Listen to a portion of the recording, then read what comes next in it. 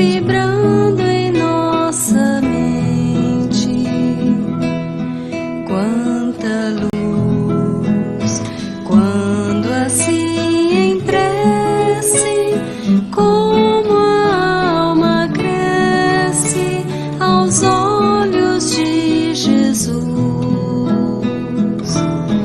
Quanta luz, pois em oração a voz do Mestre fala ao nosso coração.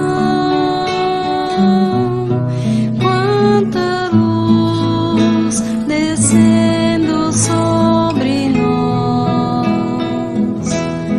Quanta luz, quanta luz.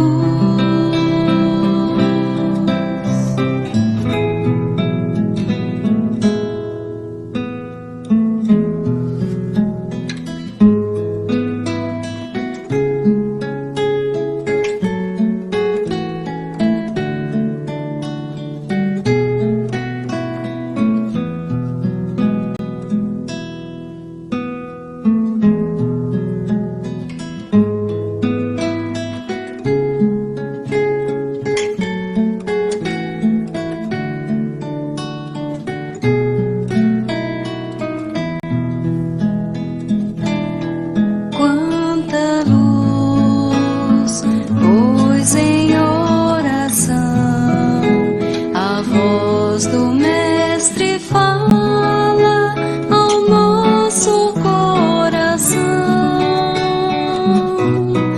Quanta luz descendo sobre nós.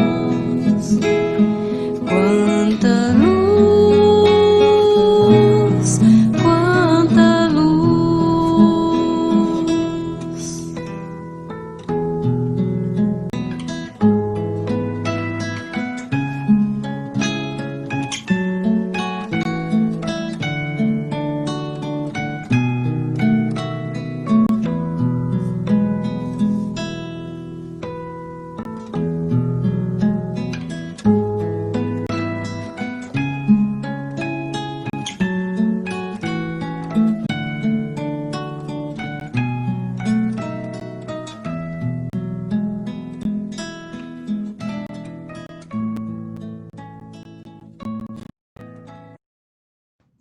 Bom dia a todos.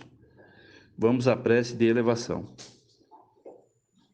Nesse instante, amorosamente, nós vamos nos envolvendo nesse ambiente de paz, de amor, preparado pelos benfeitores espirituais muito antes da nossa chegada.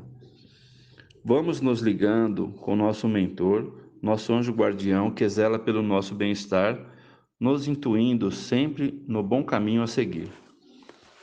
Vamos nos ligando com o mentor da 45ª Escola de Aprendizes do Evangelho e com os dirigentes e alunos do plano espiritual. Vamos saudando o patrono desta casa, o comandante Edgar Armon.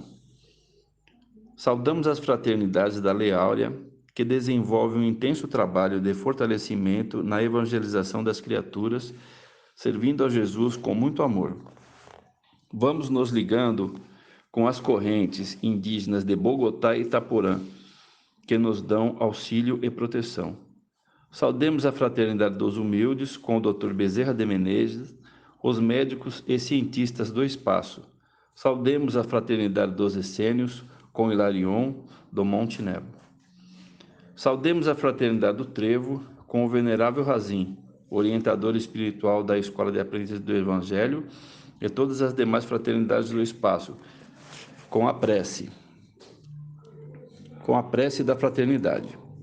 Nosso divino Mestre e Salvador, fortalecei-nos e amparai-nos para que possamos lutar contra as forças do mal que tentam dominar o mundo. Veneráveis mensageiros celestes, auxiliares de Jesus, fortalecei-nos e amparai-nos para que possamos lutar contra as forças do mal que tentam dominar o mundo. Pai nosso, Criador nosso, fonte eterna de amor e de luz, fortalecei-nos e amparai-nos para que possamos lutar contra as forças do mal que tentam dominar o mundo. Saudemos Ricardo com a fraternidade dos cruzados, que nos traz a segurança necessária. E nas esferas mais altas, nos ligamos com Ismael, esse anjo amoroso preposto por Jesus para ser o guardião do nosso país. E nesse instante nos aproximamos de nossa irmã Maria de Magdala, a nobre castelã que nos tempos de Jesus abandonou sua vida de fausta riqueza para servir ao Divino Mestre, sendo um exemplo de pureza e de amor, e que possamos nos espelhar no seu exemplo para nossa transformação e renovação interior. Já sentindo a ternura maternal de Maria de Nazaré, que envolve toda a humanidade,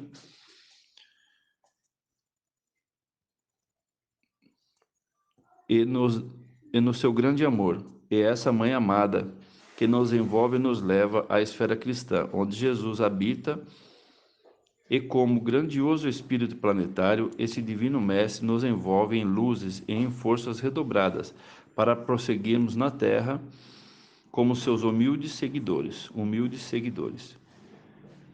E com nosso coração vibrando de amor e gratidão, chegamos a Ti, nosso Pai eterno, a quem tudo devemos, a vida, nosso passado, presente e futuro.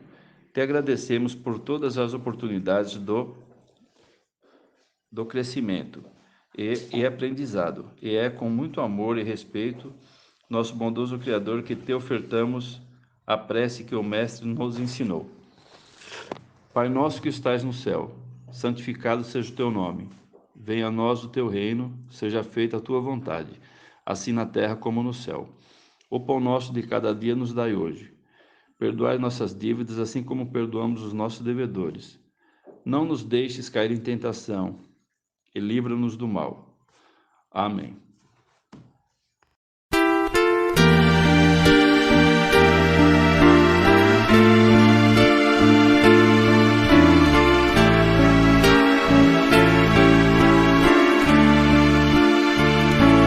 Pai celeste, Criador,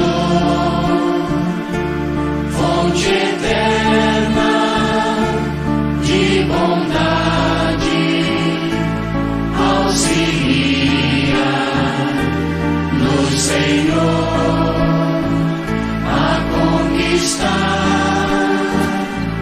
a verdade.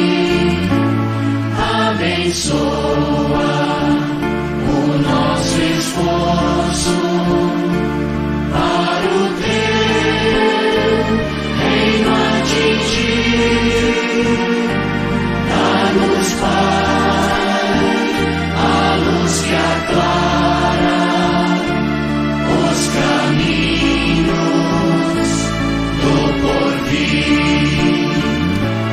És a glória deste mundo, és a paz e a esperança, és a luz que não se apaga, és o amor que não se cansa. Dá-nos força para sermos os arautos do teu amor, testemunhos verdadeiros do Evangelho Redentor, testemunhos verdadeiros do Evangelho Redentor. Prece de Cáritas. Deus nosso Pai, que sois todo poder e bondade, dai força àqueles que passam pela provação, dai luz àqueles que procuram a verdade, e ponde no coração do homem a compaixão e a caridade. Deus, dai ao viajante a estrela guia, ao aflito a consolação, ao doente o repouso.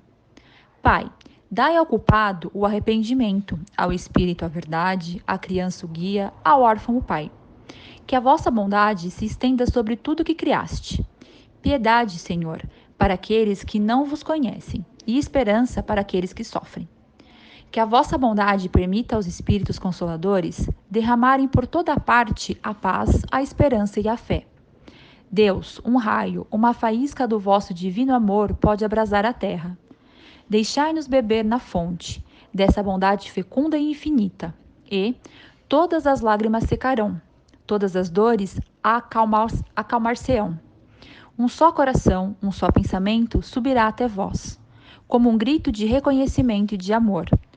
Como Moisés sobre a montanha, nós vos esperamos com braços abertos. Ó bondade, ó poder, ó beleza, ó perfeição, queremos de alguma sorte merecer vossa misericórdia. Deus, dai-nos a força no progresso de subir até vós. Dai-nos a caridade pura. Dai-nos a fé e a razão. Dai-nos a simplicidade que fará de nossas almas o espelho onde refletirá um dia a vossa santíssima imagem. Que assim seja. Fará a apresentação dos 4 primeiros capítulos desta obra, que engloba as causas primeiras. Capítulo 1, ele fala sobre Deus.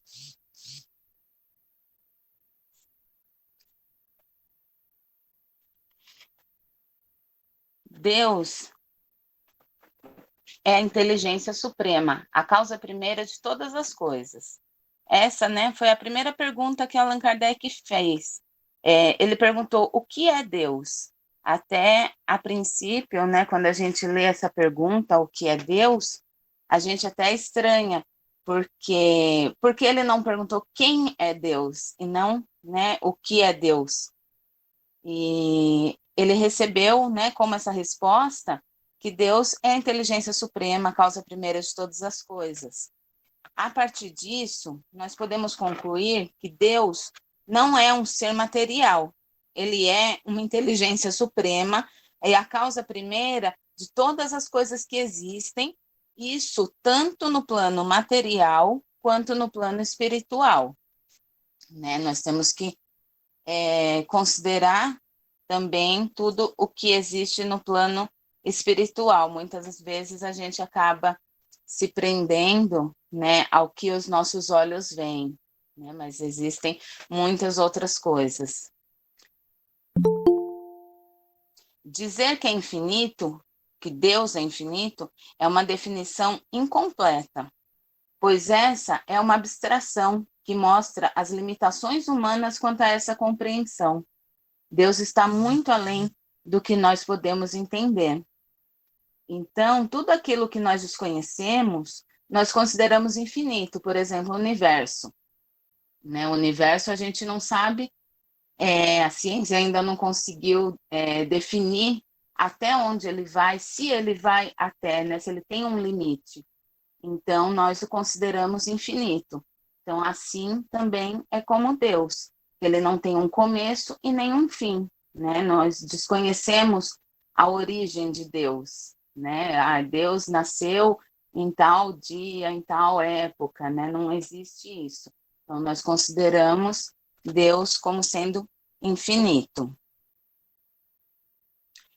Deus está em todas as coisas que não são obra do homem. Essa é a prova da existência de Deus. E isso não se adquire com estudos, porque se assim fosse, os ditos selvagens não conheceriam a Deus. Deus está em todos os lugares, todas as suas obras, e isso foge, não preciso estudar para passar a entender, acreditar em Deus. Isso está dentro de nós.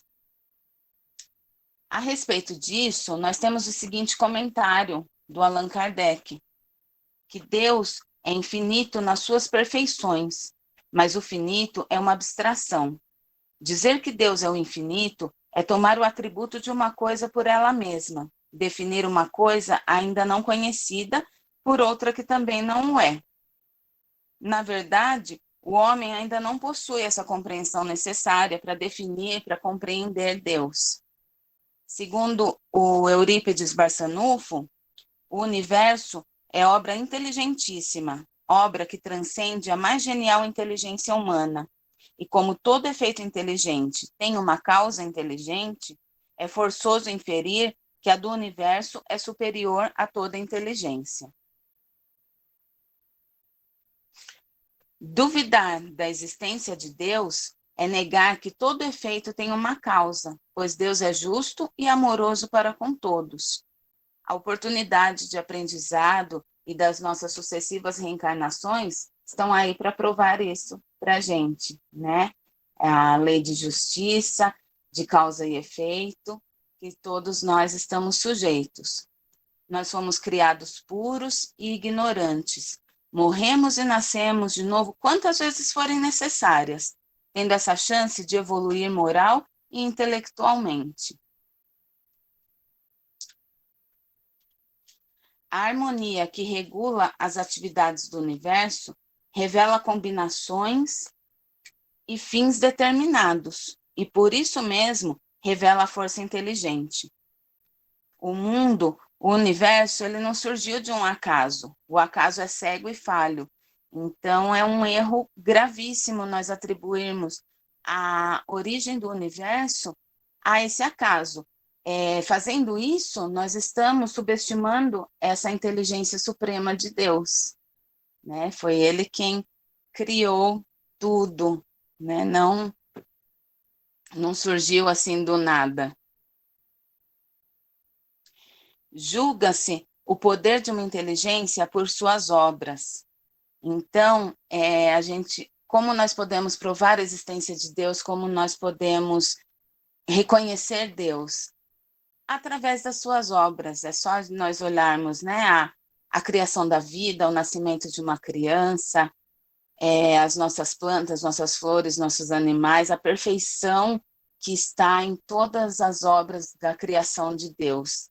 Isso, né, é o que nos prova esse amor, essa grandiosidade dessa inteligência, né, e a perfeição mesmo. Deus é a inteligência suprema, superior aos homens.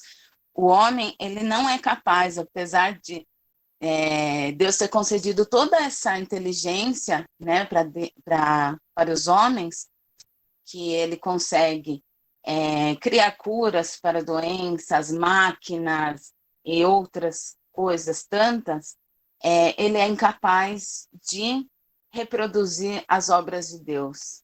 Né? Ele pode construir um edifício, né, imenso, mas o homem não é incapaz de construir uma praia, por exemplo. Né? A criação de Deus está além de toda a inteligência. E, né, por várias vezes, né, nesses capítulos que nós estudamos, fala disso, né, que a criação, as obras de Deus estão além do que nós podemos compreender. E aí eu peguei essa frase aqui de Santo Agostinho, que ele fala assim: quando me perguntam o que é Deus, eu não sei, mas se não me perguntam, eu sei. Então, nós somos incapazes de definir Deus, né? Mas nós somos completamente capazes de sentir Deus dentro de nós. Agora eu vou passar a palavra para o nosso companheiro Glauco, que vai falar sobre os atributos da divindade. Obrigado. Bom dia a todos. Agora vou falar sobre os atributos da divindade. O homem é incapaz de compreender a natureza íntima de Deus, mas um dia será permitido, quando o espírito não estiver mais obscurecido pela matéria. Podemos ter ideia de alguma das perfeições de Deus, já que existem coisas que estão além de nossa compreensão. Por estar acima de todas as coisas, Deus não deve suportar nenhuma vicissitude e não ter nenhuma das imperfeições que a imaginação pode conceber. Como Deus não possui imperfeições, Deus é eterno, imutável, único, imaterial, todo-poderoso, soberanamente justo e bom. Deus é amor. Os Espíritos nos dizem que Deus existe, não podeis duvidar. É o essencial. Crede-me, não vades além. Não vos percais num labirinto de onde não podereis sair. Isso não vos tornaria melhores, mas também um pouco mais orgulhosos. Porque acreditaríeis saber o que na realidade nada saberíeis. Deixai, pois, de lado todos esses sistemas. Tendes muitas coisas que vos tocam mais diretamente, a começar por vós mesmos. Estudai as vossas próprias imperfeições, a fim de vos desembaraçar delas. Isso vos será mais útil do que querer penetrar o que é impenetrável. Ou seja, precisamos trabalhar nossos defeitos, imperfeições e vícios, buscando o nosso melhor a cada dia, ao invés de questionar coisas que vão além de nossa compreensão. Eu vou agradecer e agora vou passar a palavra para a Vera. Bom dia a todos. Bom, eu queria aqui dar uma palavrinha mais, uma visão pessoal minha a respeito de Deus. A gente vai falar muito de Deus durante o livro todo, claro. Então, eu estava procurando, assim, um comparativo para mim, pessoal, né? Vou tentar ver se vocês entendem o que eu quero falar. Pensando em Deus, eu estava comparando, assim, mais ou menos como quando a gente está na escola aprendendo sobre matemática, que vai sendo apresentado para a gente os numerais. Então, eu imaginei assim, tem o zero, que a gente até imaginava que seria o início, o ponto de partida. Mas, daqui a pouco, a gente vai descobrindo que não é assim, que tem os positivos, os negativos, que a gente não sabe de onde começa até onde vai. Então, aí viria Deus. Deus apresentado para mim, estou aqui no ponto zero. Quando eu era criança, que meu pai, minha mãe, minha família me apresentou a Deus. E aí vai somando também a religião, que eu era católica, e o padre vai apresentando. Então, eu vou conhecendo um pouco de Deus. Assim como na matemática, vai somando, a gente vai aprendendo fórmulas, vai entendendo um pouquinho mais. Eu não sei nada de matemática, sei só um pouco. Então, mais ou menos isso. O que eu sei de Deus é o que foi me apresentado até agora. Mas eu sei que ele existe, assim como aqueles números que não teve começo. E eu também não sei até onde vai. E agora, com o livro dos Espíritos, a gente vai aprendendo um pouquinho mais de Deus. Então, é isso que eu tenho. A cada dia, na ciência, matemática, vai me apresentando novidades que, para mim, são novidades, que eu não sei. E Deus também. Vou aprendendo, encontrando Deus, um pouquinho em cada um de nós. Um pouquinho em cada passo que eu estou dando nesse estudo, na compreensão um pouquinho melhor dele. Tá certo? Espero que vocês tenham conseguido entender um pouquinho do que eu estou pensando. Tá bom? Bom, capítulo 2, elementos gerais do universo. A causa primeira da formação de todas as coisas está na vontade de Deus, o Criador. Nós que vivemos no planeta Terra somos espíritos vivenciando uma experiência na matéria e trazemos conosco a intuição da existência de Deus, pois fora do corpo físico vivemos no mundo espiritual, de onde vivenciamos esse conhecimento. Podemos sentir Deus na harmonia da natureza, no relacionamento perfeito entre os minerais, vegetais e os animais, na dependência que temos uns dos outros para podermos existir, na harmonia existente no mecanismo do universo, na posição exata em que o planeta Terra se encontra para receber a quantidade necessária dos raios do Sol para que tenha vida em nosso planeta como ela é. Deus é a inteligência que domina e governa tudo. Quando o espírito se prepara para ter uma experiência material, ele retira do órbito de seu destino os elementos necessários para a formação do seu corpo físico. Ele está intimamente ligado à matéria. É através dela que ele manifesta as suas vontades e necessidades. Sendo a Terra um planeta de provas e expiações, necessitamos da matéria de onde tiramos as sensações necessárias para a evolução do nosso espírito. Assim sendo, à medida que vamos conseguindo superar esses obstáculos, evoluímos espiritualmente. À medida que o homem vai elevando a sua moral, se aproxima mais da espiritualidade e vai conquistando as faculdades que permitirá uma compreensão melhor de Deus. A ciência humana tem levado o homem a descobertas importantes. Em algumas ocasiões, o homem pode ter uma inspiração divina em suas descobertas, através da natureza, por exemplo, ou mesmo uma inspiração mediúnica, pois, como sabemos, todos somos médiums, de acordo com a sua evolução e merecimento. Estamos longe de compreender Deus e toda a sua obra. Fazendo uma analogia, Deus está para nós o que o homem está para a minhoca. A minhoca, vivendo em seu mundinho debaixo da terra, abre um pequeno buraco, expõe sua cabeça e se depara com o homem. Ela não consegue entender sua grandeza e capacidade. Assim somos nós diante de Deus. Precisamos ainda trabalhar muito nossa reforma íntima, desapegar-nos da matéria para nos aproximarmos um pouquinho de entendermos Deus. Vamos lá, eu vou falar sobre espírito e matéria. Nós já temos a ideia da eternidade, não só da eternidade como futuro, mas também como passado. Sendo assim, tudo aquilo que existe hoje há também de ter existido antes. Portanto, se Deus nunca esteve ocioso e inativo, podemos entender que a matéria sempre fez parte da criação. Do ponto de vista humano, conhecemos a matéria como aquilo que tem extensão, que impressiona os sentidos, o que podemos ver, tocar e sentir. Porém, existem outros estágios da matéria, mas nós ainda não possuímos órgãos capazes de compreendê-los, então desconhecemos. Existem muito mais coisas na vida universal que ainda não somos capazes de perceber e compreender. A matéria é o elemento que prende o espírito ao corpo físico. É o instrumento que o espírito utiliza para exercer sua ação no mundo material. Existem inúmeros planos para a manifestação dos espíritos, desde o mundo material até os mais etéreos, que escapam à nossa compreensão. Aqui, estamos nos referindo ao espírito como princípio inteligente do universo, e não como alma, como uma individualidade a que cada um de nós corresponde, espíritos encarnados que somos.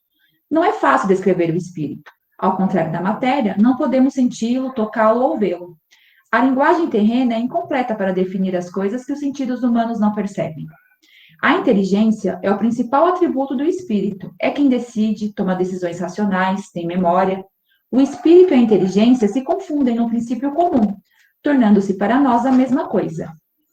Para existir a união entre o espírito e a matéria, é preciso juntar à matéria o fluido universal, que desempenha o papel de intermediário entre o espírito e a matéria propriamente dita, para que o espírito possa exercer a ação sobre ela. O fluido universal é extremamente sutil e existe em todos os pontos do universo. Ele é capaz de adquirir determinadas qualidades e sofrer diversas mudanças. A eletricidade, o magnetismo e a gravidade são algumas das inúmeras modificações que pode exercer. Aliado à matéria e sob a ação do espírito, é capaz de produzir uma infinita variedade de coisas, das quais a humanidade conhece apenas uma mínima parte. Podemos dizer que existem dois elementos gerais no universo: matéria e o espírito, e acima de tudo Deus, o Criador, o responsável por todas as coisas, formando assim a Trindade universal. Bom, vou falar um pouquinho das propriedades da matéria. Formada de um único elemento primitivo, a matéria, como conhecemos, pode ser pesada, medida e quantificada.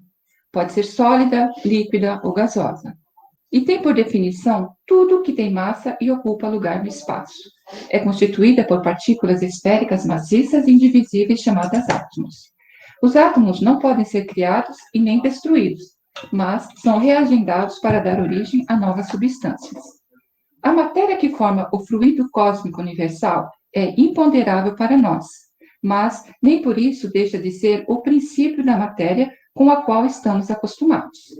Por exemplo, os sabores, os odores, as cores, o som, não passam de modificações desse elemento primitivo, e que só percebemos porque possuímos órgãos capazes de percebermos e sentirmos.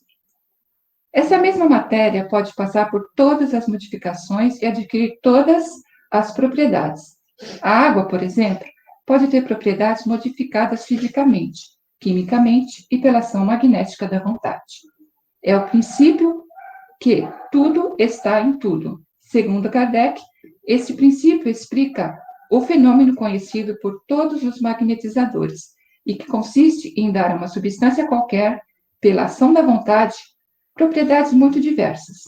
Assim, pode-se dar à água, por exemplo, um gosto determinado e até mesmo as qualidades ativas de outras substâncias. Tendo em vista que existe apenas um elemento primitivo e que as propriedades dos diferentes corpos não passam de modificações desse elemento, resulta que a substância mais inofensiva tem o mesmo princípio que a mais prejudicial. Desse modo, a água, que é formada de uma parte de oxigênio e duas de hidrogênio, torna-se corrosiva quando duplicamos a proporção de oxigênio. A ação magnética dirigida pela vontade pode produzir uma transformação semelhante. O espaço universal. O espaço universal é infinito, não tem começo nem fim. E segundo Kardec, supondo-se um limite ao espaço, qualquer que seja a distância que o pensamento possa atingir, a razão diz que além desse limite existe alguma coisa, e assim sucessivamente, até o infinito. Mesmo que essa alguma coisa fosse o vazio absoluto, ainda assim seria o espaço. E, por exemplo, aqui eu coloco o horizonte e o espaço. Sempre que a gente chega onde nossos olhos alcançam, a gente percebe que existe alguma coisa além disso. O que parece vazio está ocupado por matéria, que não pode ser detectada pelos sentidos humanos, e nem pelos instrumentos da observação e medição disponíveis. Sendo assim, não existe vazio absoluto no espaço universal.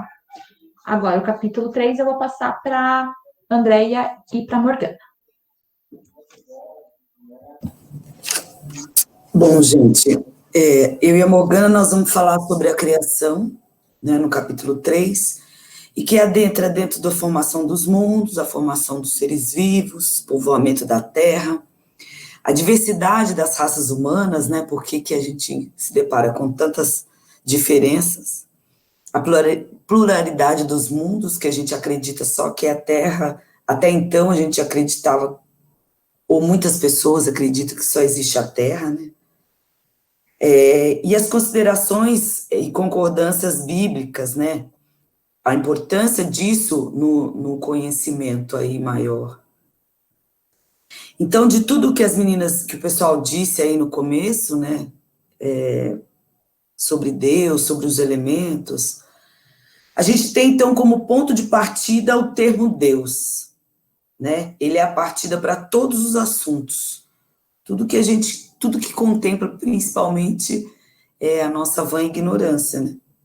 E o universo, ele seria o trabalho, o que fala de Deus para todos nós. Seria essa grandeza do Criador, o universo, né? Então, Deus é a causa invisível, mas que é real, ela existe, ponto.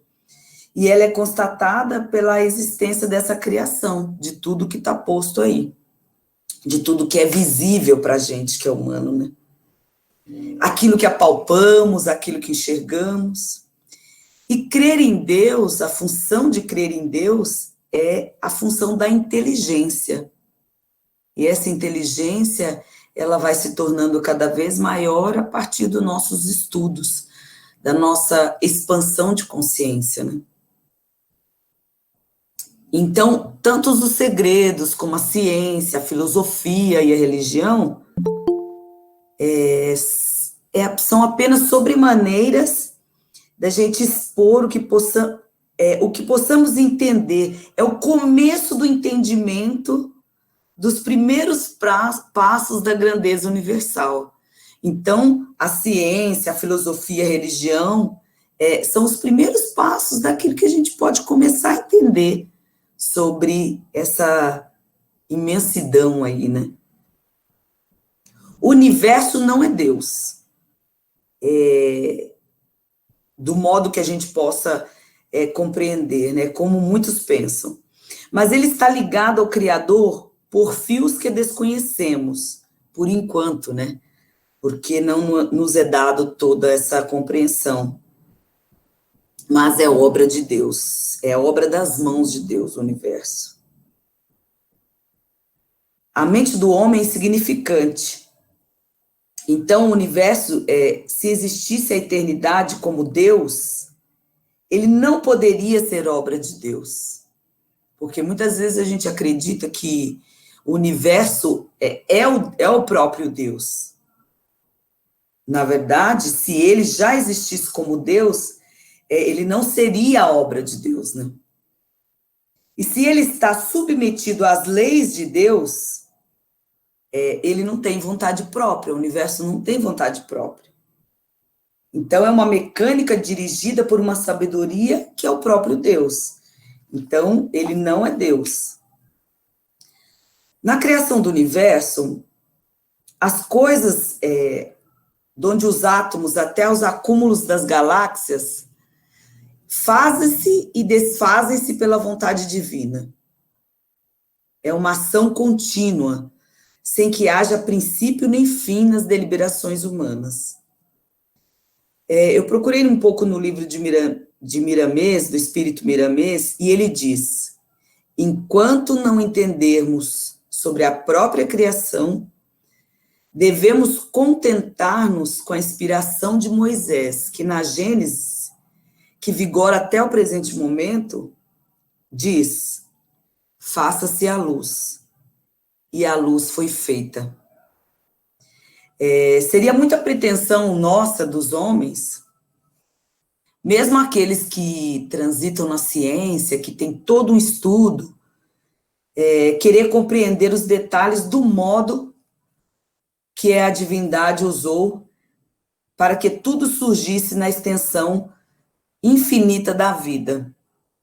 Nem todo cientista que se dedica a vida toda aí nos estudos é capaz de compreender como surgiu, né, a vida. Só que o físico, Miramês ainda esclarece que o físico é a condensação da antimatéria, que é espalhada em estados diferentes pela vastidão infinita da criação. São fluidos, no linguajar espiritualista, que obedecem ao comando divino. Tudo obedece ao comando divino. E para a formação das diversas moradas da casa do Pai. Né? Então, quando a gente fala em universo, é importante a gente entender das diversas moradas do Pai. E esses fluidos são composições de outros materiais mais sutis ainda, que também são desconhecidos nossos. Quando a gente fala da formação dos mundos, é grande o interesse dos homens da ciência em saber quando se deu essa formação da Terra e dos outros mundos que bailam aí pelo universo, pelo espaço cósmico. Eles utilizam de todas as possibilidades existentes na matéria, né, no mundo, na Terra, que possui, como a matemática científica, a astronomia, o raciocínio lógico, né, tudo isso humano, mas todos se perdem nas falsas somas de séculos e bilhões de anos, na contagem desse tempo, da formação da própria casa que a gente mora. Então, por mais que eles utilizem todo esse material, é impossível essa contagem.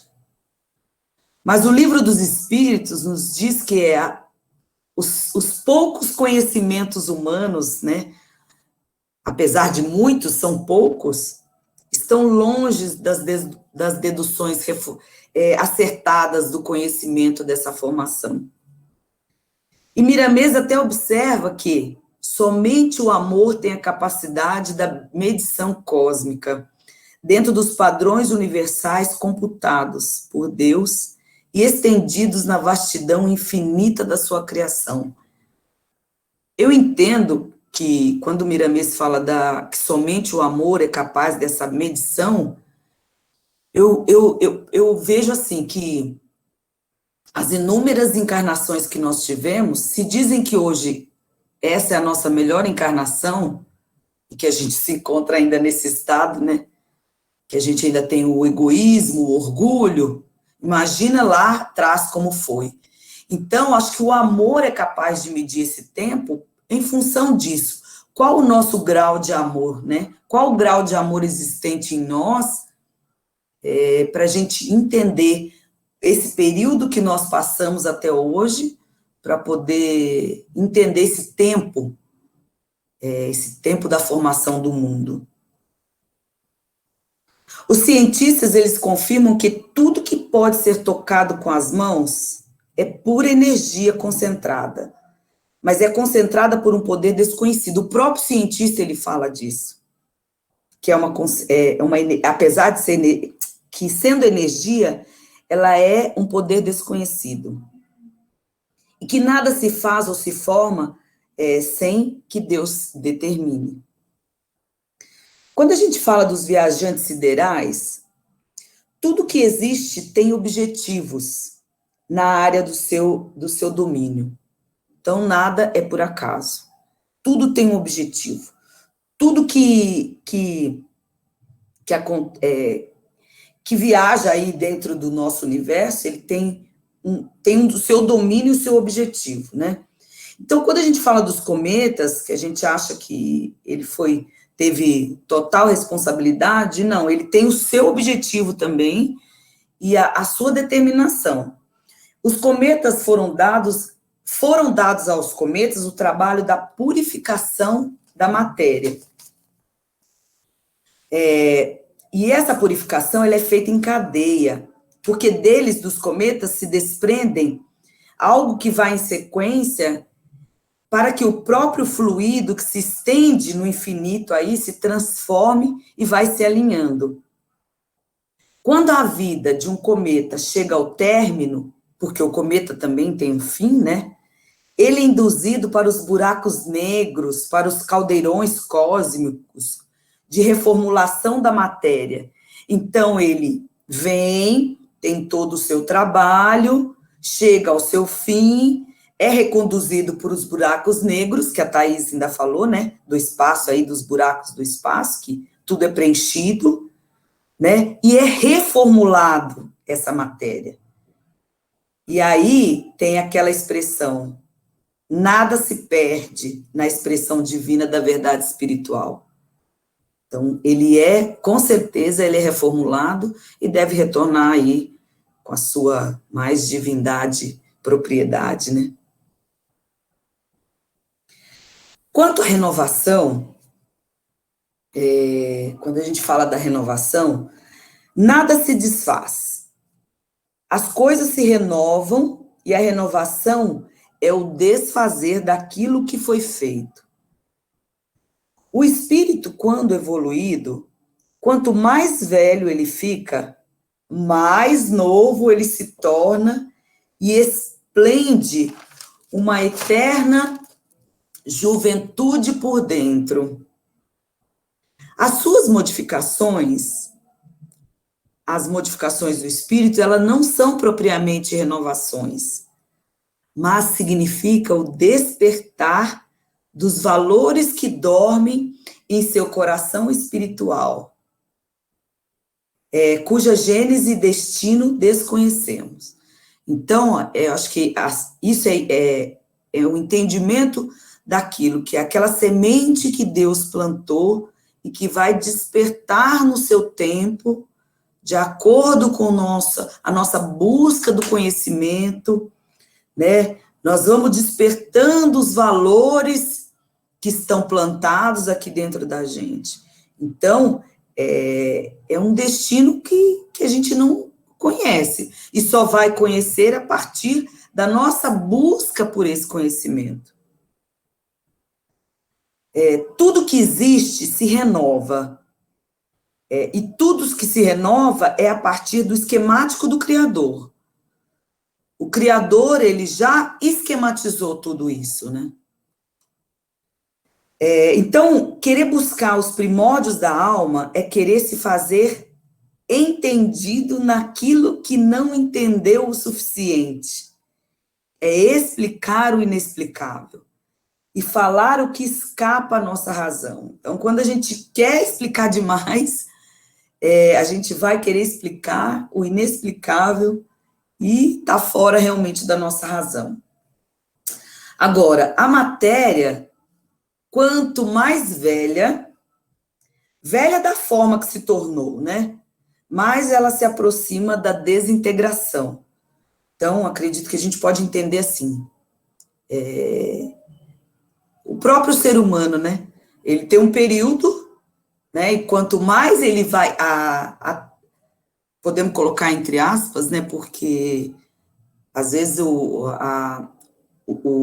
ser humano ele precisa viver pouco, mas no geral ele vai viver por muitos anos, às vezes 50, 70, 80 anos, e depois ele vai se desintegrar, né? Então, tudo que é matéria, em algum momento vai se desintegrar. E isso a gente tem até o conhecimento de que a Terra vai se desintegrar. Depois a Morgana vai trazer um conhecimento bastante interessante também sobre isso. O espírito, ele, quanto mais velho, velho de despertamento, né? Mais se integra na juventude. E a sua consciência avança sem limites, transcendendo os limites que os homens compreendem. Então, Deus renova o mundo como renova os seres vivos. Respondem os espíritos a Allan Kardec. Quanto à idade dos mundos, né, que a gente principalmente os cientistas teimam em ir atrás disso, né, mas que bom, porque a gente tem um conhecimento aí, passa a ter conhecimento, né. A idade da formação dos mundos se encontra distante do entendimento humano, porque foge ao tempo e ao espaço, escapa à matemática terrestre e alcança as equações espirituais, dentro da conjuntura divina. O homem não pode avaliar aquilo que foge aos seus sentidos, mas pode sim contornar os valores, perceber a grandeza da criação de Deus como estímulos para novos entendimentos. Então, quando a gente expande a consciência, até um certo tempo, eu não conseguia perceber o que estava posto na natureza, né, a grandeza de tudo que está colocado, né? Então, com o tempo, a gente começa a despertar esses valores, a perceber essa grandeza, né, da criação de Deus. E aí, isso nos permite, que eu acho que é o nosso caso aqui, fazendo esse estudo, estimulado por tudo isso que está posto por Deus, a ir em busca de novos entendimentos, né? E quanto aos seres vivos, os planetas do sistema solar são filhos do grande astro. A Terra, nos seus primórdios, era como uma luz líquida que foi se solidificando, assegurada por fios invisíveis, né, que se chama gravidade. A temperatura elevada vem comprovar de onde essa Terra veio. E ainda resta aí no centro do planeta algo da fonte geradora, né, que são expelidas para a superfície de acordo com os vulcões aí que ainda existem em vários pontos do mundo, né? O germe da vida, ele foi colocado por Deus em toda a sua formação, que passou a dormir no seu berço, esperando o óvulo da divindade para dar início à formação dos seres vivos. No planeta, já solidificado e refeito da grande confusão telúrica. Então, chuvas e tempestades que assolaram toda a superfície durante milhares de anos, né, consecutivos aí, na formação dos mares, guardando no seio fecundo as águas, para que surgissem os rios. Lençóis de água intercruzam-se nas entranhas da terra, conservando e esperando as necessidades humanas. Então, tudo é muito perfeito, né? Tudo foi se formando de acordo com a determinação de Deus. E no cair das chuvas, outra chuva de fluidos acontece, processando a simbiose, a união, a procriação, para que os elementos primitivos pudessem acasalar-se com o que estava chegando e a vida se expressar de variadas formas. Foi no seio térmico dos oceanos que surgiram os primeiros passos da vida na Terra, com o encontro dos dois elementos, o físico e o espiritual. Então, pelos estudos científicos, que nosso próprio corpo é feito de muito mais água, né? E disso tudo, nessa formação da Terra, o Cristo foi o comandante dessa casa de Deus. O mestre traçou os caminhos, e esses caminhos a seguir, e ordenou a execução, dando a sua magnânima assistência permanentemente, que até hoje, né, se encontra aí. Os seres vivos datam de bilhões de anos, sem que possamos nos certificar da verdadeira data, por nos faltarem recursos. Os agentes vivos foram se agrupando por afinidade intrínseca e aparecendo os movimentos automáticos das formas unicelulares que se dividem, dando nascimento a outras da mesma espécie, pela força do princípio espiritual, sempre, né, pela força do princípio espiritual. Eis que o progresso dominou e vários outros agrupamentos se processaram, e formas variadas foram surgindo na extensão infinita das águas. Tudo se deu a partir das águas. Com a sua característica de conservação e com o ambiente necessário a essa proliferação dos ensaios protozoários, olha a importância, né? Quando a gente estudava lá ciência, a gente não sabia nem mais ou menos para que serviam os protozoários. Mas é deles que se deu rumo às vidas aperfeiçoadas. E que nessa escalada evolutiva biológica, onde a ciência se perde na passagem da mônada espiritual de corpo para corpo, séculos e milênios se evaporam como simples fumaça nas ventanias do tempo e surgiu como glória da própria evolução. O corpo humano, como o próprio Cristo idealizou, antes que a Terra fosse. Então, tudo que hoje temos aqui, tudo que hoje se tem na Terra foi uma idealização do próprio Deus e do próprio Cristo, né? O corpo humano é, pois, o encolhimento, o retraio do universo em miniatura, né? Filho de bilhões de anos, pela força que empurra da própria vida, da vida de Deus. Então, Deus está sempre empurrando, né? Sempre dando essa ação de impulsão, né, para que a vida aconteça. Agora eu passo a palavra à minha colega Morgana. Obrigada, Andréia. Bom dia a todos.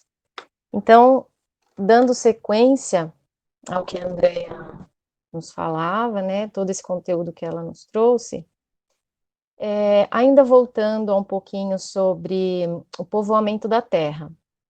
Então, os espíritos falam que no início tudo era o caos, e que os elementos eles estavam desordenados, e pouco a pouco eles foram tomando seus lugares, surgindo assim os primeiros seres vivos, adequados às condições do planeta. Então, foram assim que os embriões de todos os seres vivos, assim como as sementes e a crisálida, que aguarda o momento certo, assim eles foram se unindo e se multiplicaram, dando sequência, assim, à origem da Terra. Esses elementos orgânicos, eles estavam, então, antes de povoarem a Terra, eles encontravam-se em estado fluídico no espaço, em meio a outros espíritos ou em outros planetas, aguardando o momento certo. Eis então que Kardec, nas suas indagações, ele pergunta aos espíritos na questão 50, mas e a raça humana teria começado de um único homem? E aqui ele faz uma menção a Adão. E aí os espíritos respondem que sobre o povoamento da Terra, que a quem a humanidade chama de Adão, ele não foi nem o primeiro nem o único que povoou a Terra. Os espíritos afirmam que, conforme o próprio homem já identificou através dos relatos da ciência, ele viveu por volta de 4.000 anos antes de Cristo, mas que ele foi um dos sobreviventes de alguns dos cataclismas que atingiram alguma região da superfície do globo, e originou, assim, uma das raças que povoam até hoje o planeta. Então, assim, se o homem tivesse surgido durante o período de Adão, todos os progressos da humanidade visto na era antes de Cristo teriam que ser realizados em apenas alguns séculos. E aí as próprias leis da natureza se opõem a essa opinião. Tanto que alguns consideram Adão como sendo um mito ou alguém que apenas personifica as primeiras idades do mundo. Agora, sobre a diversidade das raças. Kardec, na pergunta 52, ele pergunta de onde provém, então, as diferenças físicas, morais, que distinguem as raças do planeta. E eis que a resposta dos espíritos é que as diferenças vêm do clima, da vida e dos costumes. E Kardec, ainda querendo saber mais a respeito disso, vai se aprofundando nas questões, nas perguntas. E os espíritos falam que o homem surgiu em vários pontos da Terra, em diversas épocas, e foram se dispersando, em busca de diferentes climas, e aí foram ocorrendo as misturas, as variações genéticas e a sucessão das gerações, uma sequência natural. Um processo, portanto, só que um processo lento, mas todos provenientes de uma mesma família.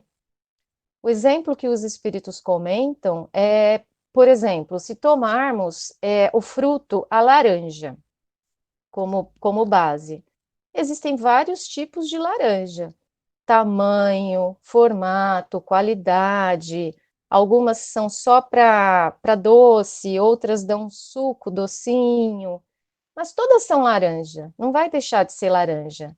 Assim acontece também com o homem, uma vez que todos somos filhos do mesmo pai, somos todos irmãos. Daí a máxima, amai a Deus sobre todas as coisas, e ao próximo como a ti mesmo. Então aqui nos cabe uma reflexão, porque se somos filhos de um mesmo pai, o que nos difere, senão a nossa condição moral? Então, às vezes a gente fica muito afoito em coisas materiais, julgando o nosso irmão por ele dever fazer tal coisa, ou porque ele age de certa forma, mas não nos cabe o julgamento, nos cabe o amor, e nos ajudarmos mutuamente. Se somos todos irmãos, eu acho que a nossa fundamental, desculpa, missão aqui é nos auxiliarmos, para quando partirmos daqui, levarmos o nosso melhor. Uma outra informação que nós achamos que merecia destaque, aqui ainda na formação da Terra, é que nós pesquisamos no livro A Caminho da Luz, psicografado por Chico Xavier, onde Emmanuel fala sobre a formação da Terra, que aqui no nosso planeta, há milhões de anos atrás, encarnaram espíritos que teriam sido expulsos do quarto planeta em órbita de Capela, que é a estrela da constelação do Cocheiro. E aqui nós fizemos uma pesquisa rapidinha sobre Capela. E aí ele nos fala que Capela guardava muitas afinidades com o globo terrestre, mas que atingiu o ponto máximo de um dos seus extraordinários ciclos evolutivos em tecnologia, porém não em adiantamento moral. Então, o que acontecia lá? Eles tinham um avanço tecnológico que nós ainda não conhecemos, extraordinário, mas que os espíritos, eles não estavam evoluindo moralmente. E assim não contribuíam mais com o planeta. E alguns milhões de espíritos rebeldes de lá, que estavam dificultando o progresso, vieram, foram convidados, né, pelas grandes comunidades espirituais, diretoras do cosmos, a trazer esses espíritos aqui para a Terra. E na Terra, eles aprenderiam a realizar na dor e nos trabalhos penosos do seu ambiente as grandes conquistas do coração, e que iria impulsionar simultaneamente o progresso dos povos primitivos que habitavam já o planeta. Foi assim que Jesus, como governador da Terra, recebeu à luz do seu reino de amor e de justiça aquela multidão de seres sofredores e infelizes. Jesus mostrou-lhes os campos imensos de luta que se desdobravam na terra, envolvendo-os no halo bendito de sua misericórdia e de sua caridade sem limites.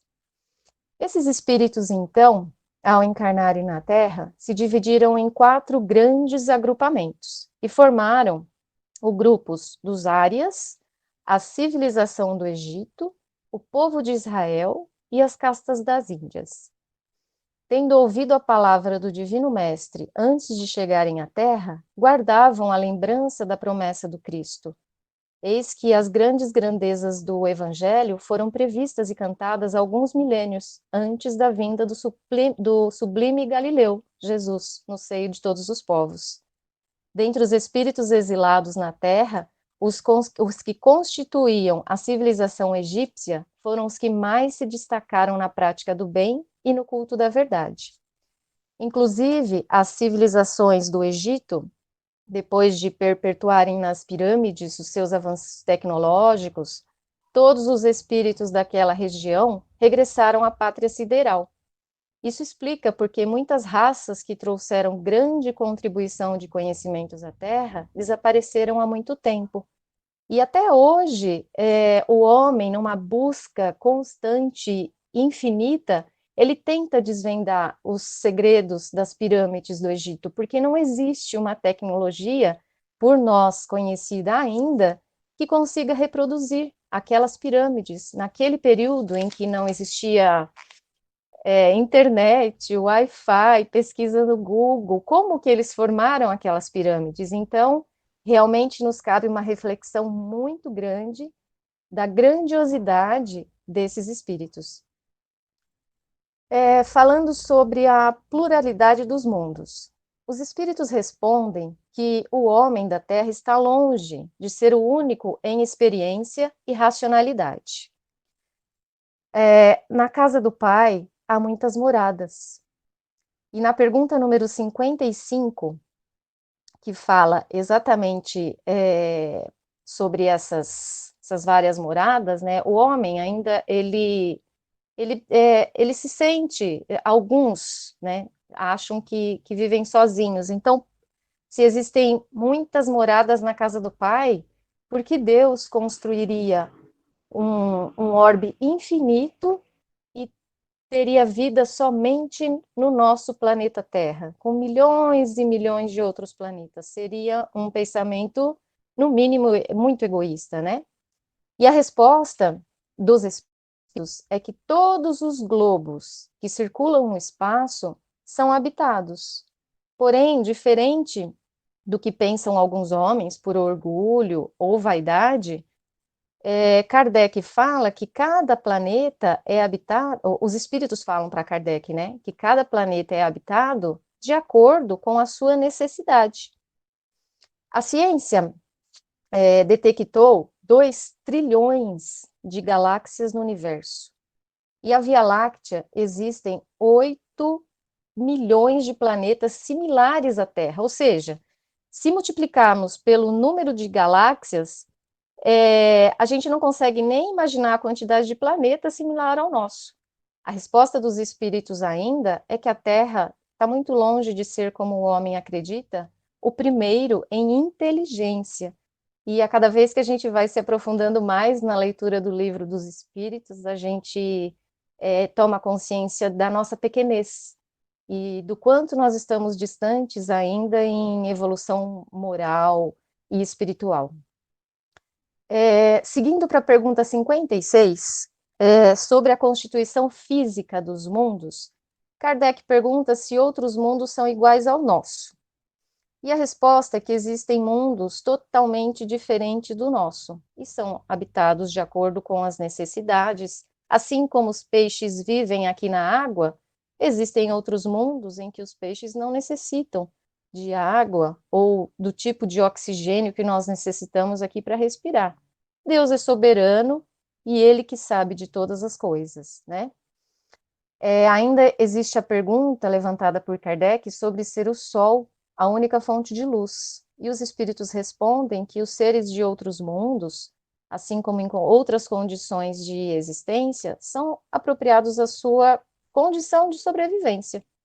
E certos seres não necessitam mais de estômago, intestino, e isso não altera a lei natural das coisas, né? Os mundos são apropriados de acordo com as suas necessidades. Por fim, Kardec fala sobre as considerações e concordâncias com a Bíblia. Ele fala que os povos formaram ideias bem divergentes a respeito das escrituras sagradas, até por um baixo grau de conhecimento, e que em alguns pontos eles acabaram se enganando com a interpretação. Tudo se admitirmos a origem do homem conforme a ciência explica, né? A Bíblia em si, ela não está errada, mas a ciência prova de modo bem diferente, de acordo com algumas grandes passagens que ocorreram no planeta, né? Então, aqui só algumas considerações. A Bíblia cita que o mundo foi criado em 6 dias. A ideia da criação por volta de 4.000 anos antes da era cristã. E antes disso, a Terra não existia. Foi tirada do nada? Eis que a ciência surge e prova o contrário, que a Terra, ela registra marcas indiscutíveis no mundo fóssil. Apenas alguns exemplos. O Homo sapiens, que viveu há 160.000 anos atrás, o homem de Neandertal, vivendo entre 350.000 até 29.000 anos atrás. Então, essas buscas, elas foram apresentadas por antropólogos através de estudos. E acredita-se ainda que partindo do centro da África, é onde tudo se iniciou. Ainda sobre os 6 dias de criação, eles representam de forma alegórica, porque, na verdade, foram períodos em que foram se constituindo, cada um deles de centenas de milhares de anos, pela transmutação que a própria Terra passou. E assim está de acordo com o livro A Gênese. Ainda só com mais um pouco sobre esse conhecimento, fala sobre o dilúvio, a existência do homem antes do dilúvio de Noé, ainda é uma hipótese, mas admitindo que o primeiro homem surgiu há 4.000 anos antes de Cristo, e que 1.650 anos mais tarde toda a raça humana teria sido destruída, exceto Noé, conclui-se que o povoamento da Terra iniciou-se em 2.350 anos antes da nossa era. Entretanto, quando os hebreus migraram para o Egito no século XVIII a.C., já se encontraram ali um país muito povoado, com uma civilização bem adiantada. Então, essa evolução, ela contraria totalmente o que a ciência vem nos relatar, né? Então, na verdade, tudo isso nos leva a refletir que os estudos religiosos, eles são importantes, todos eles, todas as linhas, nós respeitamos todas, mas que as ideias religiosas, elas se engrandecem quando caminham lado a lado com a ciência, que é o que o Espiritismo nos traz de mais concreto, que é a fé raciocinada. Gente, eu agradeço e eu passo agora a palavra para o Paulo e a Ariane. Bom dia, pessoal. O capítulo 4, ele trata sobre o princípio vital e como ele se comporta nos seres orgânicos e inorgânicos, como que ele se comporta na vida e na morte, e diferencia para a gente, explica mais ou menos o que é a inteligência e o instinto. Então, vamos lá, eu vou ler algumas questões e vou comentando, porque é um assunto bem complexo. Kardec, ele inicia fazendo um comentário, explicando, diferenciando o que são os seres orgânicos e os seres inorgânicos. Os seres orgânicos, eles são seres que têm uma atividade íntima que dá vida a eles. Ou seja, eles nascem, crescem, se reproduzem e morrem. Eles têm essa atividade interna, esse ânimo. Eles são providos de órgãos especiais que capacitam ele para essas atividades que eu acabei de dizer. Quem que compreende os seres orgânicos? Os homens, então nós, os animais e as plantas. Já os seres inorgânicos, eles são apenas um agrupamento de matéria. Eles não têm essa vitalidade interna, que a gente vai ver mais à frente, que é esse princípio vital. Eles não são dotados de princípio vital. Eles são apenas esse aglomerado de matéria. Quem são os seres inorgânicos? Eles são os minerais, a água, os gases, né, o ar, o oxigênio, todos esses entes são seres inorgânicos. Kardec inicia, então, perguntando que força que une os elementos materiais, tanto nos seres orgânicos quanto nos inorgânicos. E a espiritualidade explica que é a lei da atração. Então, é a mesma força que une tanto no ser orgânico e no ser inorgânico. Tanto na pedra quanto no ser humano, é a mesma lei que une essa matéria. Aí Kardec vai além, ele pergunta, se há a mesma força, qual que é a matéria? Há alguma diferença entre essa matéria? Entre o corpo orgânico e inorgânico? A espiritualidade diz que não, que é a mesma matéria.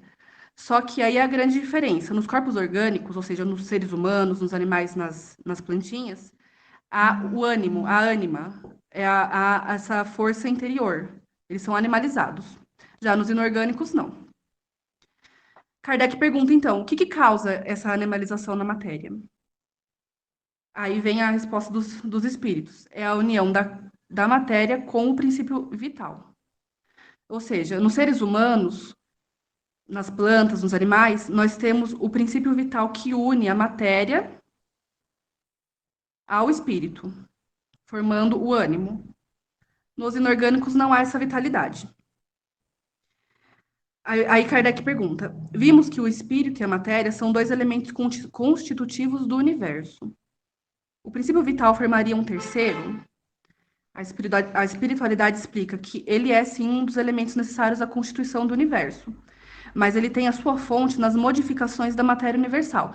Ou seja, o princípio vital, ele descende, ele deriva lá do fluido cósmico universal, que é o fluido que forma todo o universo. Ele é um elemento para nós como se fosse o oxigênio e o hidrogênio. Ele seria a composição, por exemplo, da tabela periódica, mas não como um elemento primitivo, e sim como um elemento que descende lá do princípio do fluido cósmico universal.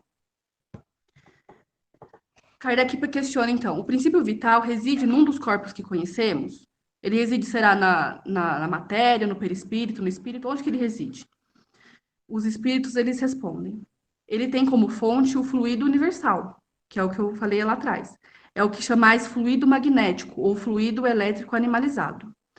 É o intermediário, o liame entre o espírito e a matéria. Então, aqui fica claro que não basta o espírito se ligar à matéria. Ele tem que estar animalizado, ele tem que estar provido desse princípio vital, que é o que dá o ânimo e une o espírito à matéria, une a inteligência ao corpo. Kardec pergunta, então, o princípio vital é o mesmo para todos os seres orgânicos? Será que o princípio vital, o nosso princípio vital do ser humano, é o mesmo de uma árvore, de um animalzinho? Os espíritos respondem que sim, só que esse princípio ele é modificado segundo a espécie. É ele que dá o movimento e a atividade e nos distingue da matéria inerte. Pois o movimento da matéria não é a vida, ele recebe esse movimento, ele não o produz. Então, todos nós, seres orgânicos, somos providos do princípio vital. Só que esse princípio vital, ele se difere segundo a espécie, segundo o ser humano, que é uma espécie mais evoluída, e para uma árvore que tem seu movimento, mas não tão evoluído quanto o ser humano. Kardec pergunta, a vitalidade é um atributo permanente do agente vital ou somente se desenvolve com o funcionamento dos órgãos? Ele pergunta então o seguinte, aqui ele quer dizer o seguinte, o princípio vital ele tem vida e a matéria tem vida? Não. Eles só se desenvolvem um com a ajuda do outro. O princípio vital ele não é dotado de vitalidade, nem a matéria é dotada de vitalidade. Eles só são dotados de vitalidade quando eles se unem, quando o princípio vital se une ao corpo. Na vida e a morte, ele questiona qual é a causa da morte nos seres orgânicos. Aqui é bem óbvio, os espíritos são bem objetivos. Eles dizem que é a exaustão dos órgãos. Ok, então os órgãos param de funcionar, ocorre a morte nos seres orgânicos. Pode-se comparar a morte à cessação do movimento numa máquina desarranjada? Os espíritos dizem que sim. Se a máquina estiver mal montada e a sua mola se quebra, e se o corpo estiver doente, a vida se esvai. Então, se o corpo estiver doente, o princípio vital não tem a capacidade de manter aquele corpo vivo. Ele volta ao fluido cósmico universal. Aí Kardec ele pergunta algo muito interessante aqui. Em que se transforma a matéria e o princípio vital dos seres orgânicos após a morte? O que ocorre quando a gente morre? Com a matéria e com o princípio vital. Com a matéria a gente sabe. Depois que a gente morre, a nossa matéria orgânica volta para o planeta. Nós somos compostos de oxigênio, de nitrogênio, de carbono. Tudo isso volta para o planeta para formar outros seres. E o princípio vital, para onde que ele volta? Ele retorna à massa, ele retorna ao fluido cósmico universal. Ou seja, o princípio vital ele não é individualizado como o espírito. Ele é uma força que vem para animalizar o corpo e juntar o espírito à matéria. Quando morremos, esse princípio, esse fluido, volta para o cosmo universal. Ele retorna à massa.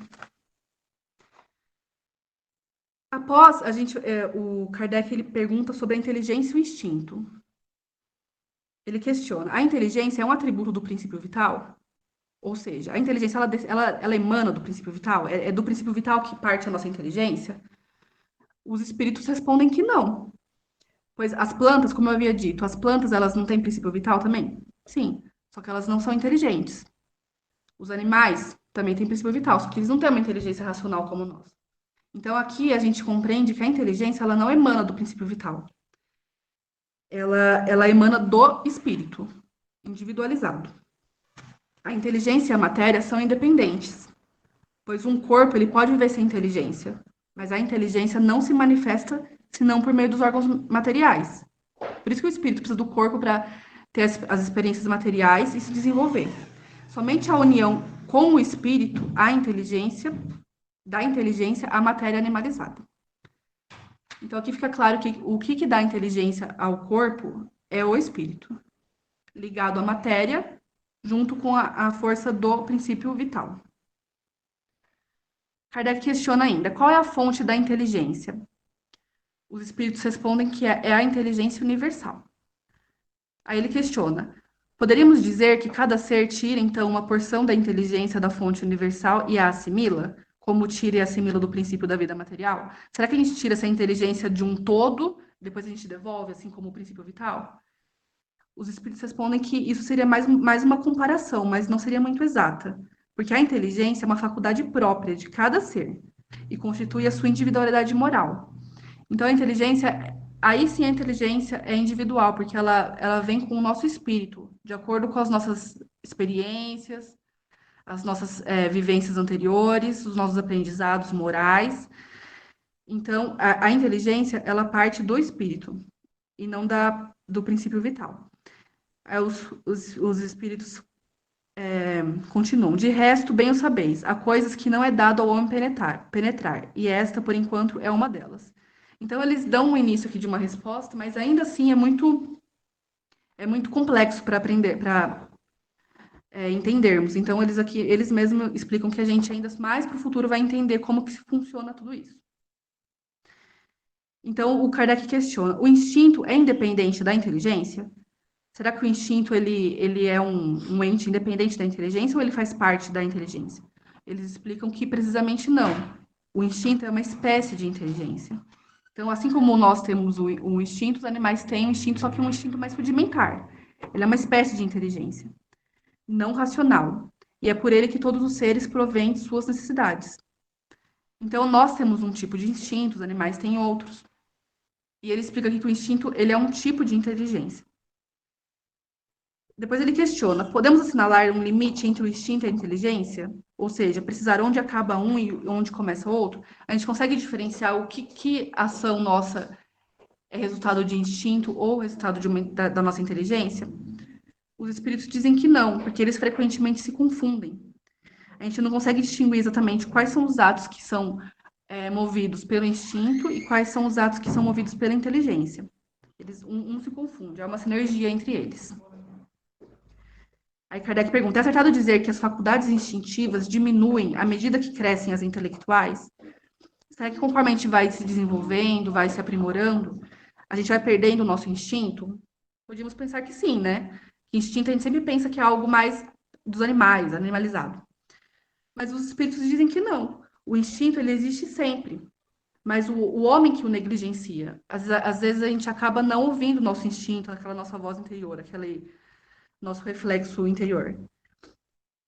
Então, ele negligencia. O instinto, ele pode também conduzir ao bem. A gente pensa em instinto mais como, às vezes, como um instinto de sobrevivência, de reprodução. Mas não. Conforme vamos nos aprimorando, o nosso instinto vai se aprimorando também e pode conduzir ao bem. É o que os espíritos dizem aqui, ó. O instinto pode também conduzir ao bem. Ele nos guia quase sempre. E às vezes, mais seguramente, que a razão. Ele nunca se engana. Então, eu achei engraçado quando eu li isso aqui, porque a gente pode imaginar que a inteligência que seria mais certeira para tomarmos determinadas atitudes. E os espíritos dizem que não, que às vezes o nosso instinto, ele é mais assertivo do que a nossa própria inteligência. E Kardec, assim como eu, como nós, se espantou e perguntou: então por que a razão não é sempre um guia infalível? Os espíritos, eles respondem que ela seria infalível, sim, se não existisse falseada pela má educação, pelo orgulho, pelo egoísmo, que é aquilo que a gente tenta combater aqui na nossa escola, né, através da caderneta pessoal, que o seu Daniel sempre pega no nosso pé para a gente preencher. Então, se não fosse todos esses defeitos, essas nossas falhas, a razão talvez seria um guia infalível. Mas, como estamos ainda nos aprimorando, a razão, ela acaba falseando as nossas percepções. E o instinto não, como ele não raciocina, é um reflexo, ele às vezes permite que tomemos uma atitude melhor. A razão, ela permite ao homem escolher, dando o livre-arbítrio, que é o que Deus nos deu de presente, né? E para agirmos muito bem com o nosso livre-arbítrio, a gente tem que nos aprimorar, evitar os nossos defeitos, melhorar as nossas virtudes. Então, aqui ele explica, em resumo, o Kardec, ele diferencia, então, a inteligência do instinto e faz a gente perceber que a gente tem que evoluir e olhar para dentro, ver os nossos defeitos, as nossas falhas, para agir bem com a inteligência e melhorar ainda mais o nosso instinto interno, aquela voz interior que todos nós temos, que sabemos o que fazer, mas nem sempre fazemos, né? Então, eu passo a palavra agora para o seu Daniel, se alguém do grupo quiser fazer mais alguma observação.